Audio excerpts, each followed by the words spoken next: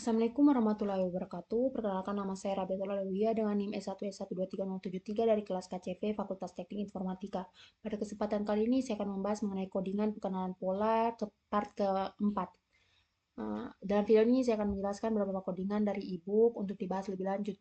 Dengan adanya pembahasan ini diharapkan kita dapat memahami bagaimana pola dan struktur dari codingan pengenalan pola tersebut. Demikian pengantaran dari saya, selamat menyimak penjelasan selanjutnya. Baik, yang pertama itu pada bagian awal codingan dilakukan import berbagai library yang dibutuhkan untuk proses pengolahan data. Sama seperti sebelumnya, untuk OS, start file, dan urlib request digunakan untuk mengelola file dan mengunduh dataset dari internet. Dan perhitungan numerik itu digunakan dengan library Pandas dan NumPy. Sedangkan untuk modul dari skinlare-nya seperti Startified Super Split untuk membagi data secara seimbang, Simple Imputer, nah ini dia, Simple Inpute atau Simple Imputer digunakan untuk menangani data yang hilang, Standard Scaler untuk normalisasi data atau on-hot encoder untuk mengubah data kategori menjadi numerik, serta pipeline dan column transformer untuk menggabungkan seluruh proses pre-processing. Lalu ada perintah warning, filter warning digunakan untuk menyembunyikan peringatan agar tampilan output lebih bersih. Selanjutnya yang kedua itu sama seperti sebelumnya, itu kita tentukan lokasi penyimpanan datasetnya pada drive D melalui variabel hosting path serta alamat URL dataset. Nah, pada bagian yang program utamanya itu atau download datasetnya itu datanya itu diunduh dan dimuat terlebih dahulu, setelah itu dilakukan proses try. Nah, pada bagian ini kita lakukan Startified Split.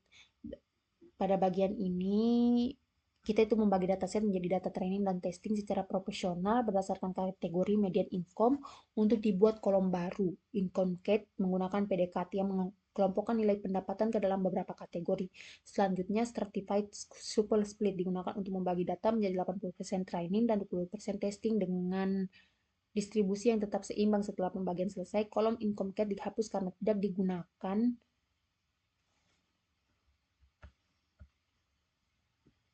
digunakan dalam proses selanjutnya. Kemudian kita pisahkan menjadi fitur dan label.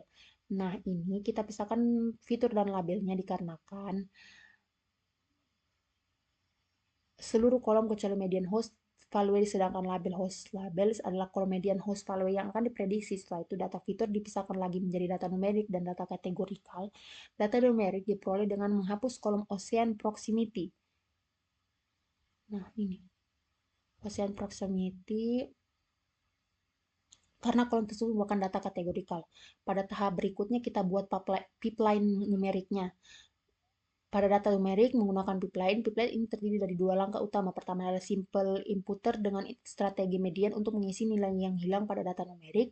Kedua adalah standard scaler untuk menormalkan data sehingga memiliki skala yang seragam. Pipeline ini kemudian dijalankan menggunakan fit transform pada data numerik. Output dari proses ini adalah array numerik yang sudah bersih dan dinormalisasi.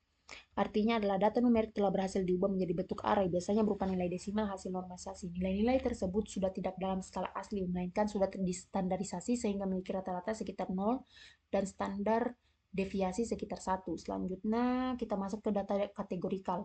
Data kategorikal diambil dari kolom Ocean Proximity. Data ini kemudian diproses menggunakan on-hot encoder yang mengubah setiap kategori menjadi vektor biner. Misalnya, satu kategori akan direpresentasikan sebagai 1000, kategori lain sebagai 0100, dan seterusnya. Proses ini juga menggunakan fit transform. Nah, pada outputnya sendiri itu kita dapat 16.512,5. 16.512 itu adalah jumlah data atau baris, sedangkan angka 5 itu adalah jumlah kategori unik pada kolom Ocean Proximity. Langkah terakhirnya itu kita melakukan pipeline lengkap menggunakan kolom transformer.